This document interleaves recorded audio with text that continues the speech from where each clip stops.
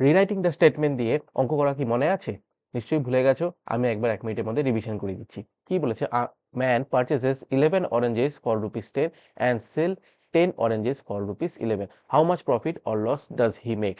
11 টাকায় 11টা অরেঞ্জ কিনেছিল 10 টাকায় আর 10টা অরেঞ্জ কিনেছিল 11 টাকায়। তাহলে এটা কিভাবে সমাধান করব? প্রফিট এন্ড লস কত হয়েছে কিভাবে বার করব? প্রথমে হচ্ছে আমাকে স্টেটমেন্টটা কোনটা লিখতে হবে? যেটা আমাদের পারচেজের আছে। তাহলে কি আছে ওখানে? 11টা অরেঞ্জ কিনেছে কত টাকায়? 10 টাকায় কিনেছে। তারপর লিখতে হবে সেল। সেল কি করেছে? 10টা অরেঞ্জ কিনেছে, সেটা সেল করেছে কততে? 11 টাকায় সেল করেছে। ঠিক আছে? তাহলে এটা লস এন্ড প্রফিট কি করে বার করব?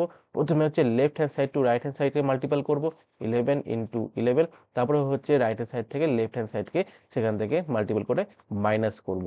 দেন अगेन এই 10 মাল্টিপল 10 টাকে লিখব মাল্টিপল 100 21% প্রফিট যেহেতু আমার পজিটিভ ভ্যালু এসছে। অঙ্ক শেষ।